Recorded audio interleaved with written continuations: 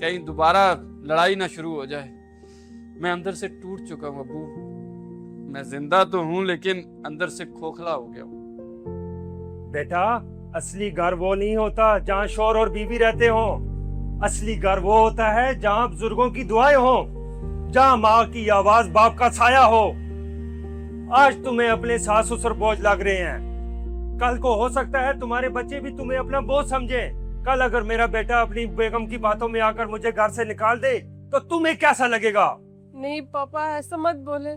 मैं कभी भी आपको खुद से दूर नहीं कर सकती। क्यों नहीं कर सकती?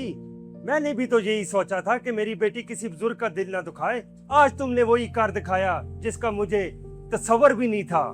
मैं गलत थी पापा। मैंने कभी अरसलान के दिल का दर्द समझने की कोशिश नहीं की। माफ कर दे मुझे पापा। माफी मुझसे नहीं, अपने शौहर से मांगो। मुझे माफ कर दो अरसलान। मैंने तुम्हें तुम्हारे माँ बाप से दूर कर दिया। मैं वादा करती हूँ कल मैं खुद जाऊंगी और अम्मी अब्बू को यहाँ वापस लेके आऊंगी और उनसे माफी भी मांगूंगी और उनकी खिदमत अपने माँ बाप की तरह करूंगी। माँ, मुझे सिर्फ यही चाहिए था कि तुम मेरे माँ बाप को अपना समझो।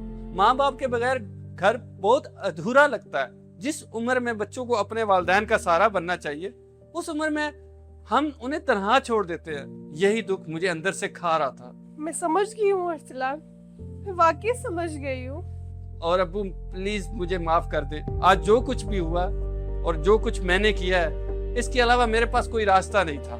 और मैं कल ही जाऊंगा, मैं अपने अम्मी अब्बू को वापस लेके आऊंगा। और माँ, अच्छी सी चाय बनाओ, तुम्हारे अब्बू आए हैं। जरूर। अब्बू आप बैठे, मैं चाय लेके आती हूँ।